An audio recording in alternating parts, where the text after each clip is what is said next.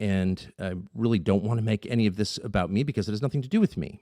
But I did have reason to have these conversations with Charlie a lot, many, many times over the past 3 or 4 months. And this began at an event that he held in Florida in July, the TPUSA MFest event, Turning Point event. I often go. I always have the best time. I always see Charlie ahead of time. We have a cup of coffee in a hotel room. We talk about what's going on. In addition to being, of course, a conservative advocate, he was also a conservative organizer and a coalition builder, and he was very involved in politics in a way that I'm not, so it was interesting as hell. But it was also a way to learn what young people are thinking about, talking about, because he was on college campuses all the time, and what is the state of a couple of big debates that are happening within the Republican coalition, particularly around foreign policy. And Charlie's views on foreign policy, which I think are fairly well known now, a lot of people lying about them, were evolving, but had really evolved. And who knows why he reached the conclusions he did. I think his Christian faith informed them mostly. It was also the experience of talking to young people. And his views were very much like theirs. He believed that the war on terror had been a net loss for the United States and it caused incalculable damage, not just economic and physical damage, but spiritual damage to the United States. It was bad. We got nothing out of it. We were only hurt. And he didn't want to see that again. And he felt very strongly about that. And of course, I agreed. And so before that speech that I gave in July, we had a conversation about this backstage, right before I went on. And I was fulminating and getting all red in the face like I often do, to my shame. And I was mad thinking about this and thinking about the effort by the neocons in the United States to draw us in to another forever war with Iran. It's not a defense of Iran, of course. It's merely an acknowledgement that we've done this before. This happened in Iraq, which we entered into at the behest of those same foreign policy strategists, and it didn't work. And so I was going on at some length backstage with Charlie, and I said, probably not going to talk about that. I'm not going to torture you. I know your donors hate this when I say that.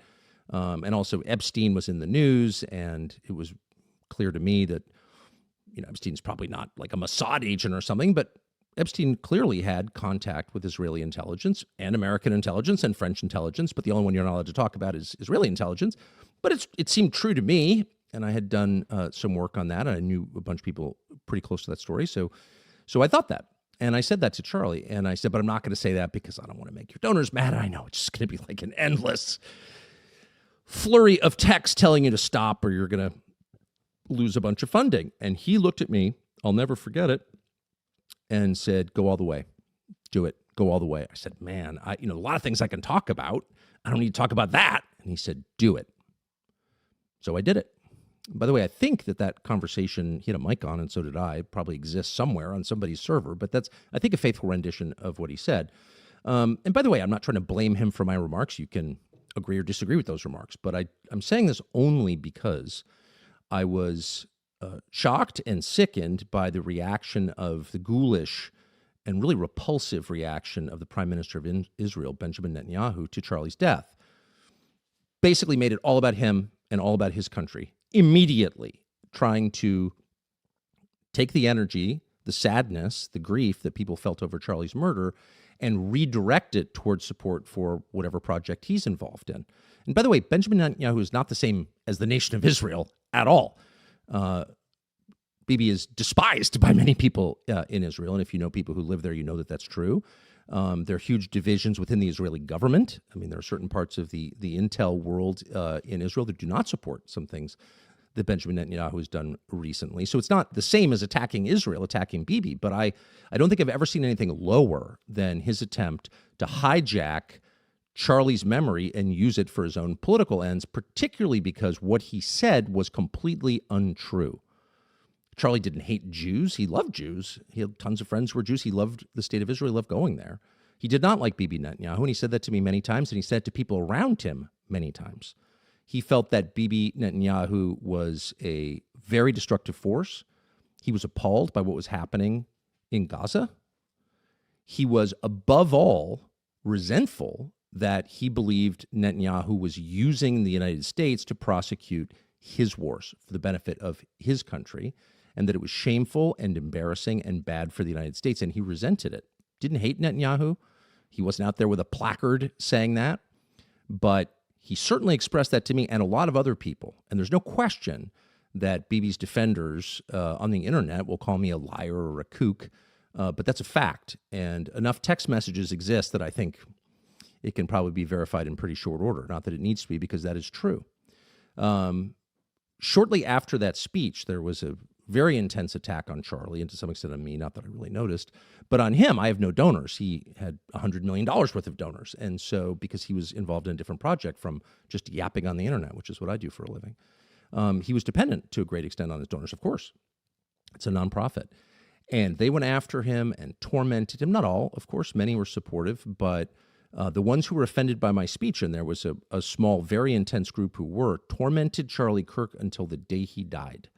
2 days before he died, he lost a $2 million donation because he had publicly pledged to bring me to the next Turning Point conference in December. And he told me over the past couple of months that he was losing a lot of donations over that pledge. They put out a flyer basically saying that I was going to be at this event giving a speech. And so he would text me and say, man, I'm really taking a lot of heat for this, and people are really mad. The American Jewish Committee called in a statement Charlie Kirk an anti-Semite and, quote, dangerous. Charlie Kirk, an anti-Semite.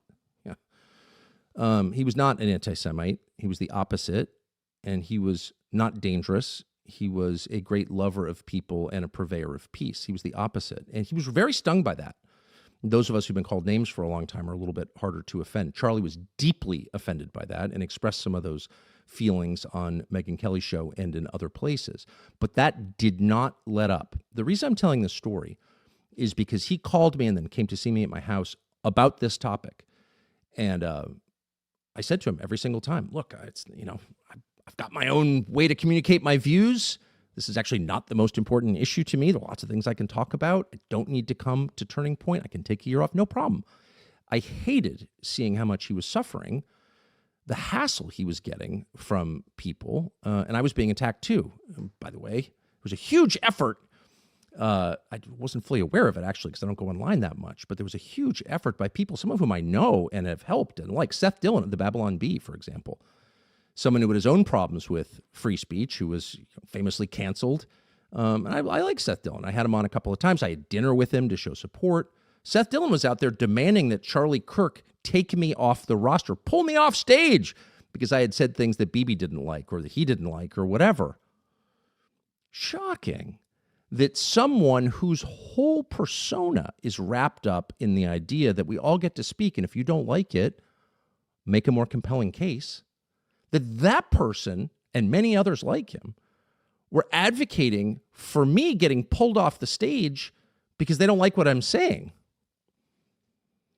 This is a trend, and one that we should be really concerned about. It's not just about Israel, by the way, at all. The trend is really simple. People with power don't want to hear disagreement. They don't want to be challenged, ever. That's why we have free speech, to acknowledge that even those of us or people with less power still have a right to talk because they're human beings. You don't own them.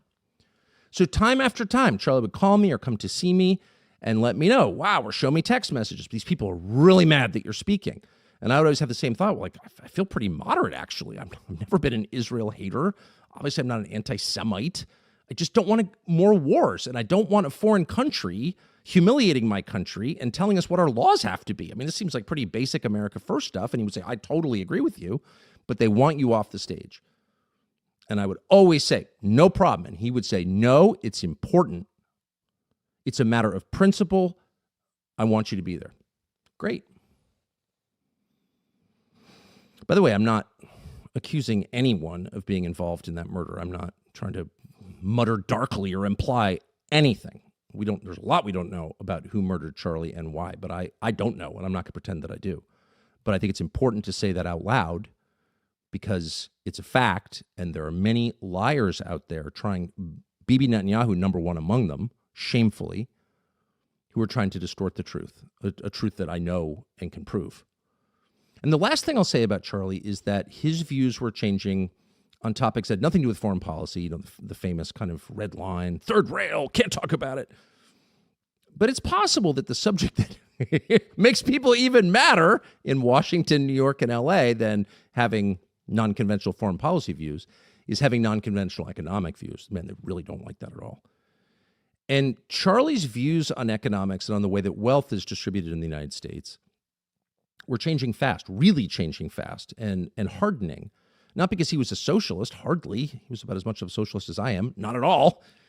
But because he lived here and he spent a lot of time with young people, and he couldn't help but notice, because he was an observant and honest person, that they're not thriving at all, and that the chances they'll have lives comparable to the ones they had growing up are very small. Most of them won't have houses. They won't own anything. They'll be in debt. And for that reason, they won't get married or have children. And so the people who are born here won't continue their legacy in the United States. It's the end of our civilization. And the root of a lot of this is spiritual, but the root is also economic. And it raises a question, a basic question of fairness. And I tried to address this in the speech that I gave for Charlie in July. I don't think I did a very good job, and it was misinterpreted, but I invoked Bill Ackman. And the point I was making had nothing to do with Bill Ackman being a criminal or even being an Epstein friend. I mean, I don't really know anything about that. I don't know much about. I'm not accusing Bill Ackman of a crime, and I'm not accusing him of, being a sex creep or a Mossad agent or anything like that. I don't think that. I don't know that for sure, and I wasn't trying to say it. What I was trying to say is that Bill Ackman is not creative, not particularly intelligent. Bill Ackman is worth $7 billion. So you have to ask, how? And it seems to me that Bill Ackman is rich for the same reasons that a lot of other people I know are rich, because he's hyper-aggressive and he's well-connected. And my only point was, if you live in a society that awards the spoils to people on the basis of those two qualities, like the most aggressive, the best connected people get the richest,